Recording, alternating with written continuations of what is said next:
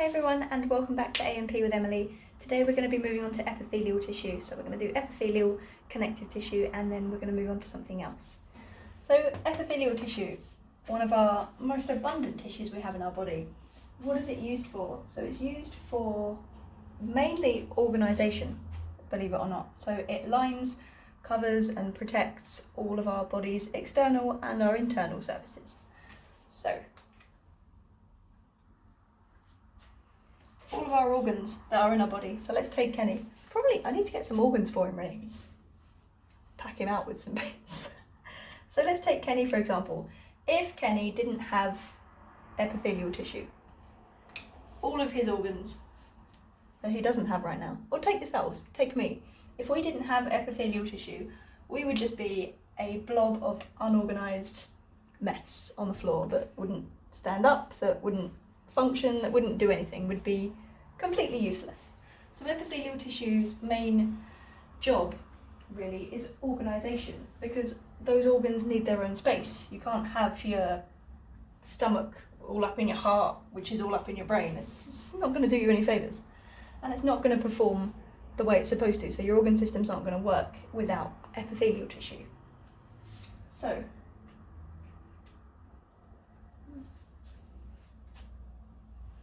it lines, covers, protects, and organises. Now, a nice way for remembering this, it's actually got organ in the word, so it organises your organs. How bad is that?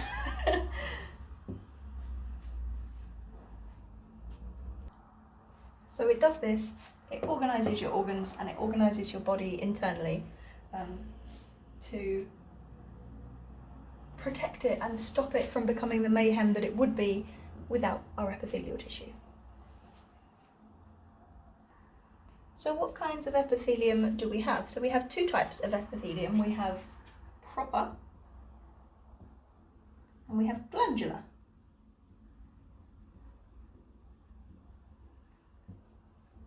Now one of those clearly speaks for itself, so we're going to look at that a little bit later, glandular epithelium, but proper epithelium lines the inside and the outside of your body. Okay?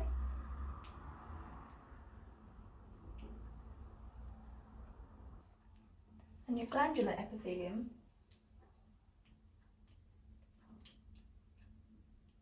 forms your glands and secretes hormones.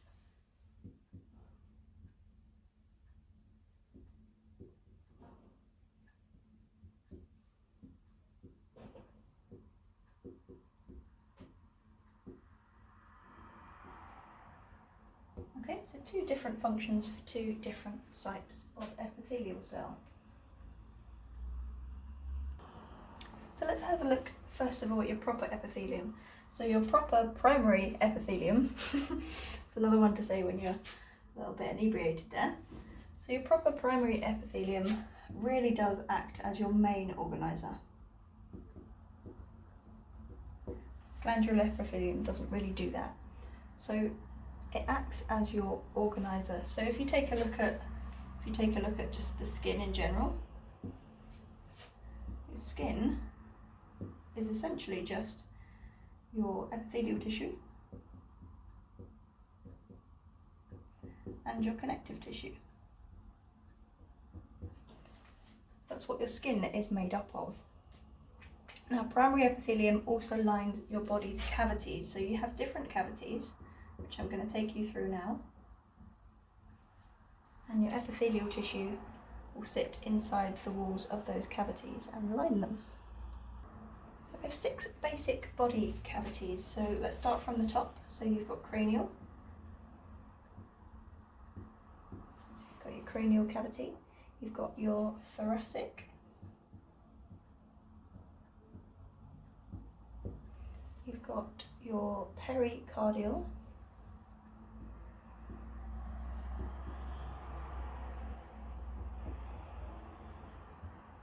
Okay. So we've got cranial, thoracic, pericardial, vertebral.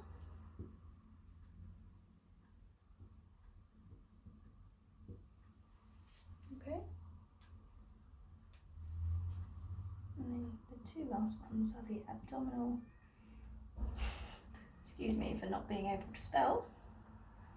So abdominal and your pelvic.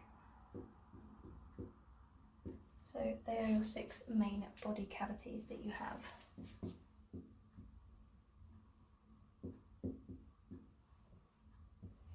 And we'll be spending a little bit more time on those as we go through the series. Now, primary epithelium does all of these things, so it lines your inner and your outer body, and it acts as an organiser, and it lines the walls of your cavities and all of this, and it does that to prevent these deeper tissues from any injury or infection. So not just external injury, but internal infection as well. A big thing as well, so epithelial cells don't have a blood supply.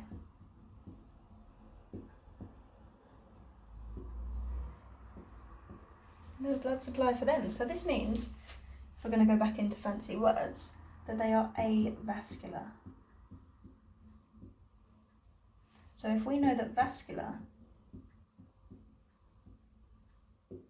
means with a blood supply,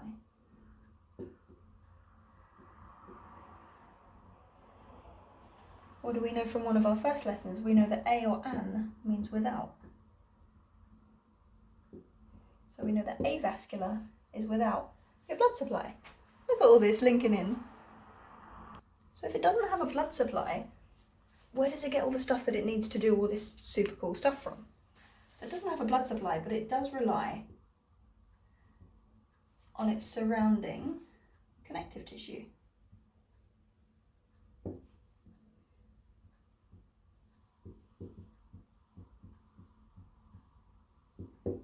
Okay, so it relies on the surrounding connective tissue to provide it with all the materials that it needs to perform the super cool jobs that we just spoke about. Now, onto the good bit. So epithelial tissue comes in different shapes and layers, and that is how you identify epithelial tissue, okay? So let's go. There are 3 general shapes.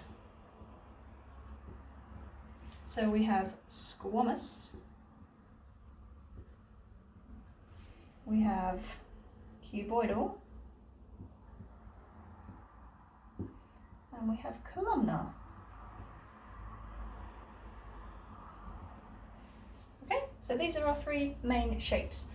Now this is where you should be really happy, because we don't have to learn any more fancy Latin words, we don't have to try and decipher what these words mean, nothing like that, because this makes sense, and I'm going to show you how.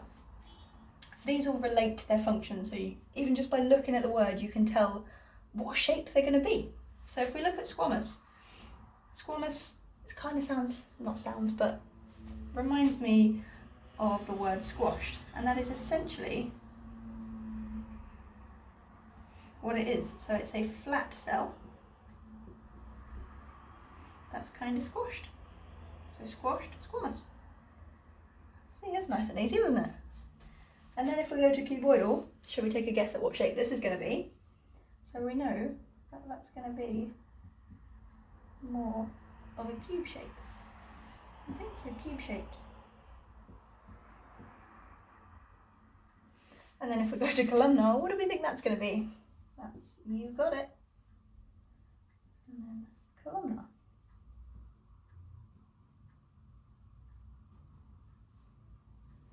So you've got squamous, you've got cuboidal, and you've got columnar. So squamous cells are really good for allowing diffusion, so they allow for fast absorption, and we'll be looking at that a little bit later as well.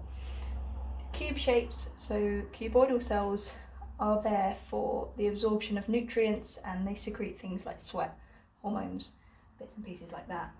And columnar tends to cushion the underlying tissues, and that also absorbs nutrients and secretes as well.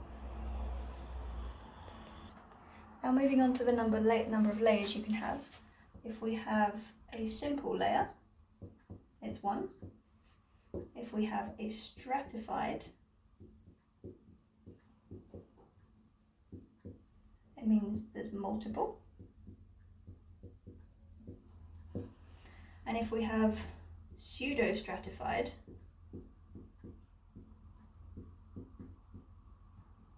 this is a bit more of a tricky one. So it's still 1 layer, but the cells are different shapes and the nuclei are different shapes as well. So it might look like more than 1 layer, but it's not. It is just the 1 layer. 1 layer, different cell and nuclei sizes. Okay, so there are your 3 ones. So you could have simple squamous, and that would just be like a group .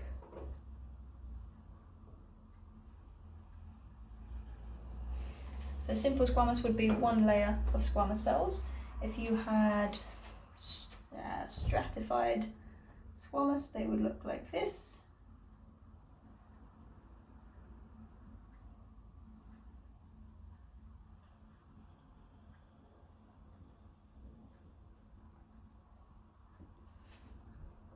My terrible drawing here. But stratified squamous would look like that. And then if you had, say, pseudo-stratified columnar, you might get something that looks a little bit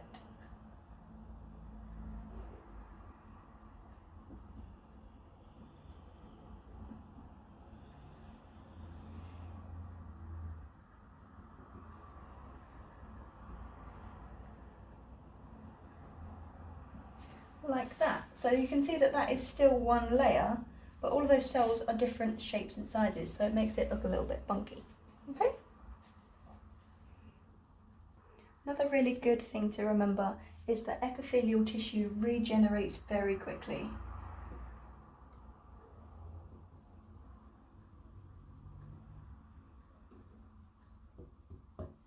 Okay, and let's take a columnar cell. So this columnar, it's got a stretched nucleus and we've got some microvilli on the top there. Okay. Now, columnar cell, all nice there.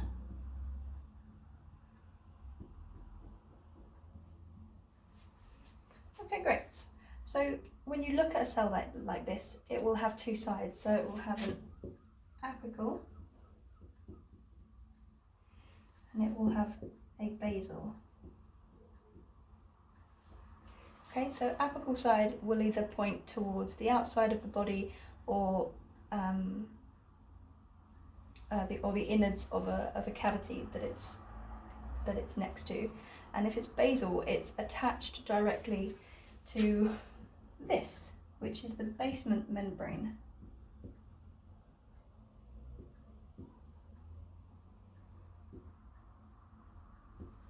Okay, so that's what cells sit on, that's what epithelial cells sit on, so that's a basement membrane. And the basement membrane is made mainly of collagen fibres.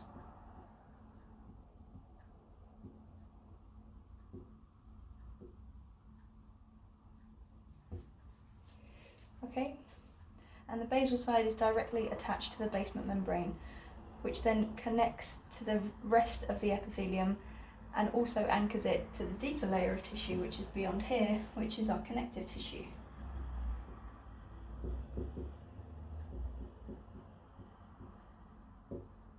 So everything really is all connected.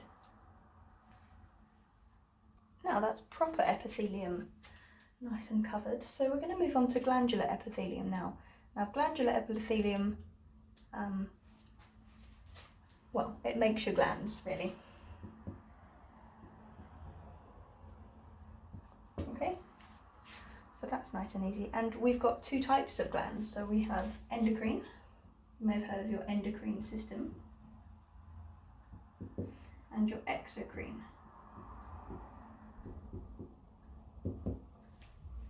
So your endocrine glands secrete hormones, normally directly into your bloodstream or into cells, and your exocrine is more to do with secreting via tubes that lead to the outside of the body. So things like sweat glands and your tear ducts and anything that's going to almost actively get rid of it. So glands, your endocrine is into bloodstream or cells, and your exocrine is via tubes or ducts which go to the outside of the body.